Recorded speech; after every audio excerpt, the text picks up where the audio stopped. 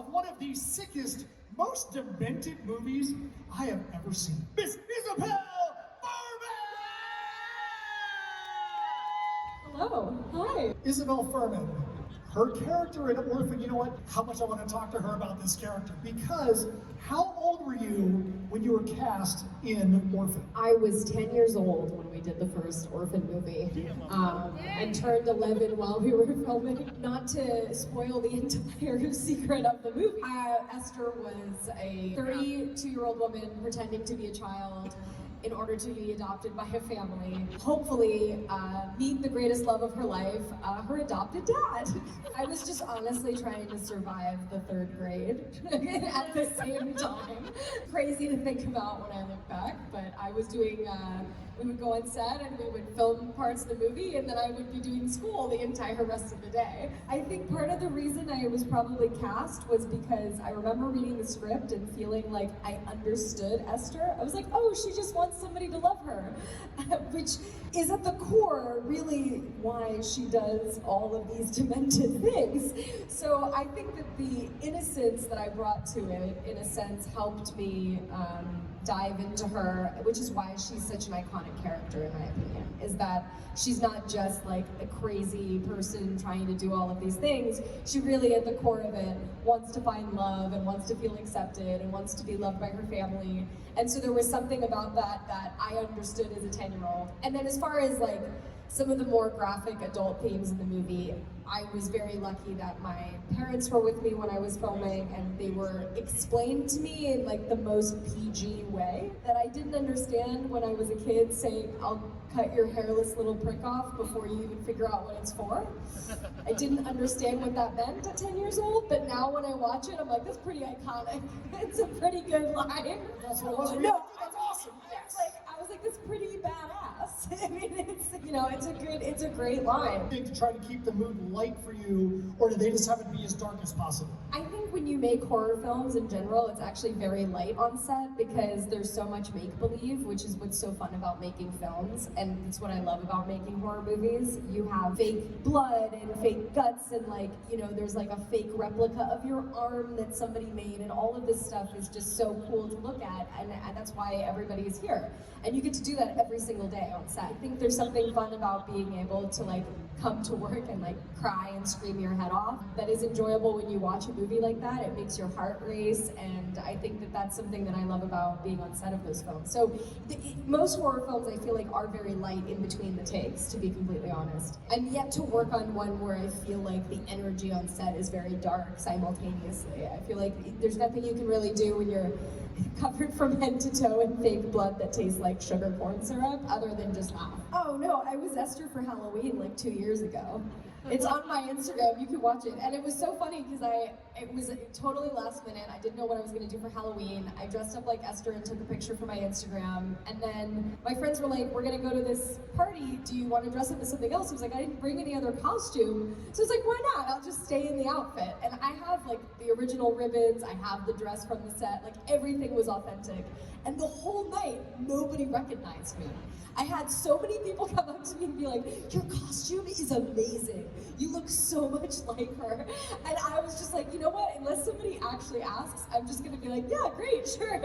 I had so many people take pictures with me, but nobody had any idea. I don't know if it was just because like, I'm a grown-up now, but I was fully like dressed up and everything, and the whole night, nobody was like, are you actually Esther from the movie? Yeah, you know, it was so funny because we filmed that in 2018, and I remember during COVID they were like testing the film and they decided to change the ending, and my character was like a completely different ending and a completely different twist to the story. And so when you're acting in a movie, like it happens all the time, and the director Adam was like, but we're gonna put it on the DVD. And then what happened is people like you saw the alternate version and really loved it, and I think now, I don't know, if they called and asked me back, I would totally love to do it. I loved working on that series, and like, you know, the escape room franchise is super cool. I love escape rooms personally too, and like, it was such a fun experience, so if that's what the fans wanted, 100%. I mean, I feel like it would be a really cool way to kind of like shock everyone if that was the twist, that it was like, the escape room was maybe like themed like Saw. That would be really, really cool. Oh yeah, 100%. I always make a playlist for every movie that I'm making. And then what I was lucky actually with Novice is Lauren Hadaway, our director, made me a playlist of like all the songs she was listening to while she was writing the script. And so you kind of just get to kind of get in the mindset of this character and like where she is. And with Esther specifically, like so many fun songs to play around with, like Glory of Love and Que Sera Sera, because she's from a little bit of an older time period.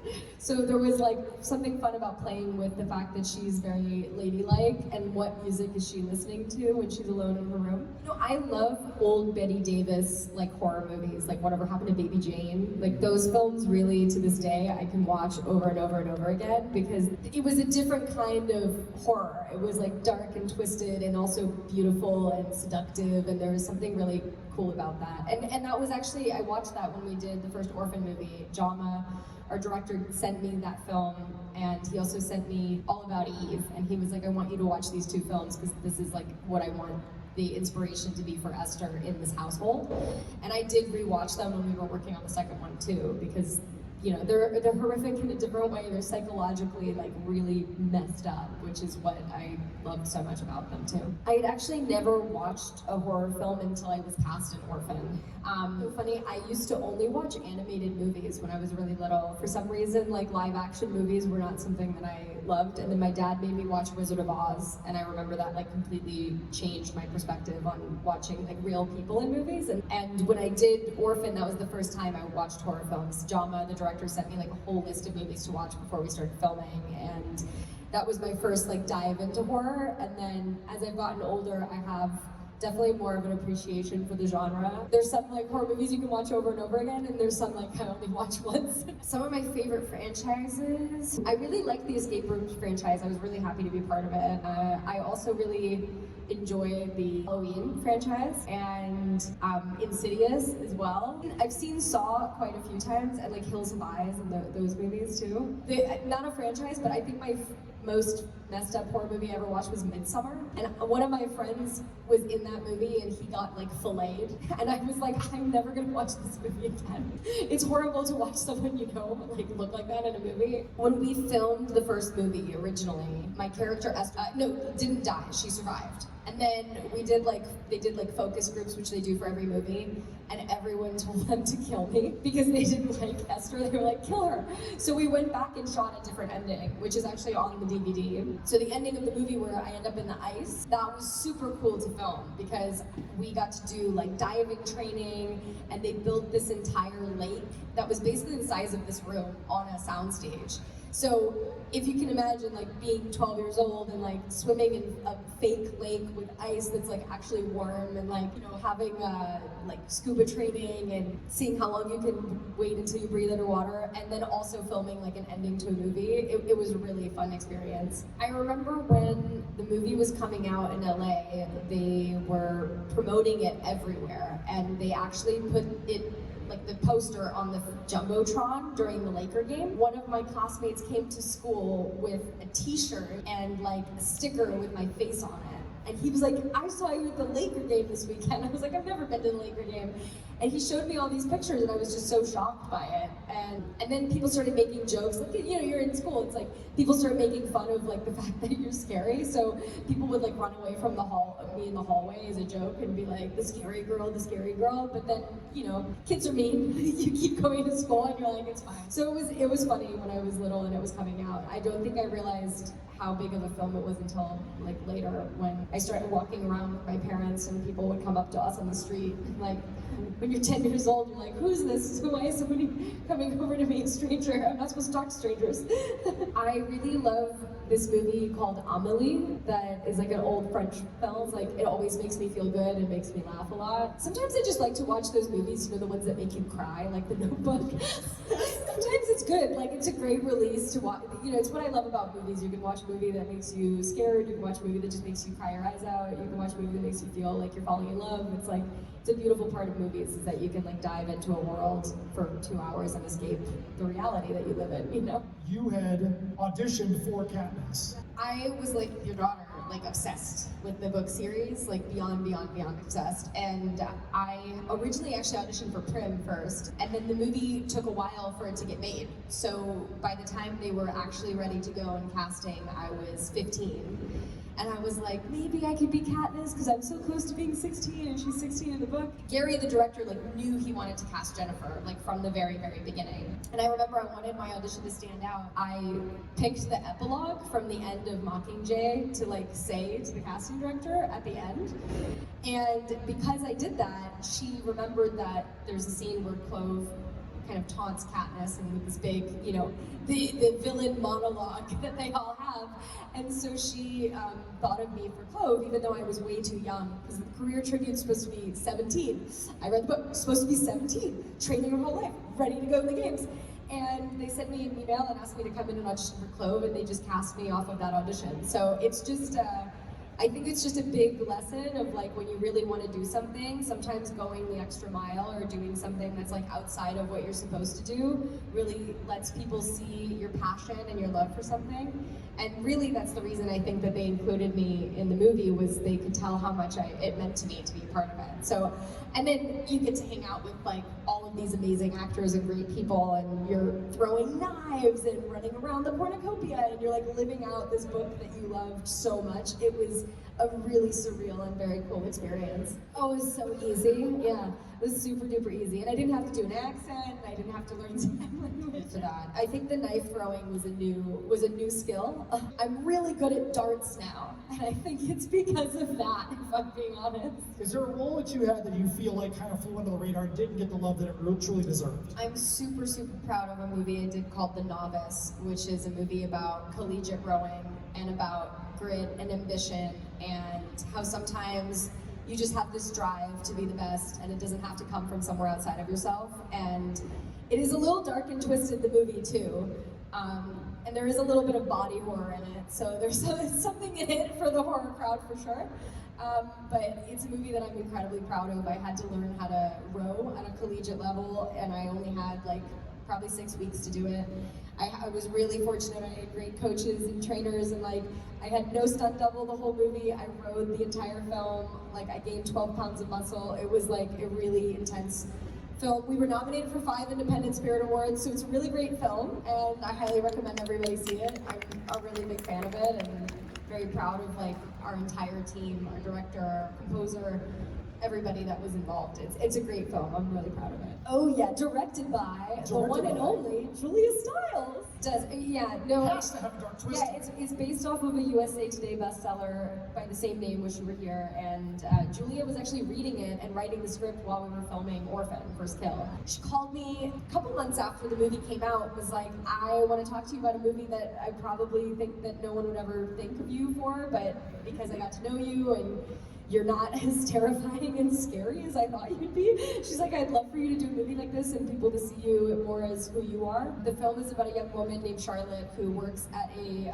Mexican restaurant and is trying to figure out like what she wants to do with her life. And her mom thinks that if she finds somebody to marry, maybe she'll be happy, but she wants to do something more. The story is very moving, and it's about how you don't really know if you have tomorrow and how long your life is going to be, so you got to take chances and you got to take big steps and big leaps of faith. And obviously Julia is like a romance movie icon, so for her to direct it was insanely cool. And yeah, I'm really proud of the movie. It's you can stream it in action. I want to do an action movie so bad. I love stunts. I exercise like a crazy person, so I would love to like be able to do that for a movie or a TV show. It'd be great. So hopefully that opportunity comes my way. It would be great. I'd love to have superpowers. I've always dreamed of having superpowers in real life, so to do a movie where I would have superpowers seems like it'd be really cool. Personally, would love to be able to fly, but you know, I'm just putting it out there, manifesting it in the universe. I don't know. I honestly, I would love to meet. I would love to meet her, but I don't think I've ever met like a young horror fan. But I bet it's probably like kind of like when you're dressing up. It's like a fun way to dress up. It's like instead of a princess costume, it's way more badass. You know, she's probably like super cool. I'd love to meet her. I think it's just having like a strong sense of self in your own routine. like I have a very boring day-to-day routine. And then when I'm working, like you kind of disappear into a role and you disappear into a job and you're usually traveling for it. And I think at the end of the day, and I think what's great about something like this is I get to meet all of you and talk to you, and you realize like actors are just people. Like we're just normal people, and this is just like what we do for work. And it's super cool to meet all of you and be able to talk to you about like what the movies meant to you and how much you love those characters. Because for us, when we work on them, we have the same passion and excitement when we read a script and we get to step into that role. But at the end of the day, like we're all just going home and getting in our pajamas, taking a bath, and going to sleep. So I think I'm also just really lucky. I have a great family that's always kept me grounded. I've stayed in school. I didn't do homeschooling. I tried to kind of curate balance in my life, which was something that's always been important to me and I think always will be. I'm definitely diving more into the horror genre, which is really exciting. There are a lot of really amazing, because like horror fans are so fantastic, there's so many great horror movies that are being made right now. Like some of the best scripts I'm reading are all like horror, psychological thriller films, and it's cool to see how people are bringing more artistic choices to those genres because they are so popular. And I think we're getting to play around so much more with, you know, the artsy kind of like A24 horror movies, and then you have like the more commercial, bigger stage ones, and you get to really best of both worlds. And I think for the first time, Hollywood is getting more aware of the fact that horror movies are just as great movies as dramas or comedies or any of these other films that are nominated. And in fact, there's so many more artisans that work behind the scenes to create that like iconic character. When we were making Orphan, I remember it was like a constant conversation of like what the dresses looked like, what the ribbons looked like, what the hair looked like, and I think that there's not as much care being paid to some of those like more commercial movies. But it has always been a part of horror. Like creating an iconic character is like such a huge part of horror, and I'm just happy that it's finally being recognized as a genre that's worthy of like awards, because there's something about seeing a movie like that that's really messed up, and these people are like giving some of the craziest performances, and they're like, no, we're way above that. It's like, no, you're not, because they're better than some of the movies that we watch for like hours. Like this is entertaining, I'm having a great time, and this person's like crying their eyes out, screaming, and like I feel really bad for them. Let's meet Isabelle Fuhrman. Let's meet I honestly didn't. The whole story of Natalia Grace came out on Dr. Phil, and I remember sitting down with our writer and executive producer and being like, I know you guys had a script for the second Orphan, and we didn't end up making the movie, but I think you guys should take the script out. I think right now people are so enthralled by this real life story. There's something that's connecting Orphan to all of this, and we should try and make the movie again. Because I knew how much the fans loved the character. And we went to different studios, and the movie started getting put together. And then really there were like a lot of conversations of whether or not they were going to be able to make that work for me to come back and reprise the role. And it seemed like at first there was no way it was possible, and then it was like there was no way that it was not going to happen, because there was no way that we could make this movie what it needed to be unless I came back for it. So wrapping my head around it was more, as a kid, I was so concerned trying to feel like I was imbuing parts of the story with her being an adult, and the reverse was trying to remind myself to be childlike all the time, so that way it was believable. And we had an amazing makeup team, we had an amazing costume designer, all of the other actors like Julia Stiles and Ross of Sutherland were wearing these like sparkly platform stripper boots that were super high. And I had like a chair that I would use that would allow me to like kind of squat almost and walk. And we filmed everything like they did The Hobbit. So it was all forced perspective. So like I'm sitting at a dinner table and my fork is like this big in comparison to everyone's normal size fork and food. And it really was cool. When I saw the movie for the first time, I was really nervous. I wasn't sure if we did it. And I remember being really freaked out, because I was like, oh, I actually do kind of look like a 10-year-old, and I think because we're all in on the secret after the first movie, you could kind of laugh at the fact that, you know, it's like that meme that's going around, still trying to order from the kids buffet, and it's like my face. It's like, yeah, you know, as long as I can keep doing it, why not? I think Julia didn't either. You know, when I read the script, I was like, oh, it's the same movie. And then I got to that page and I was like, I'm sorry, what? Julia and I had such a good time like playing around with that, and she's such an icon of like romance and like all the movies I watched in my childhood. So I was just so happy to see her in this kind of like dark and twisted role too. She was great.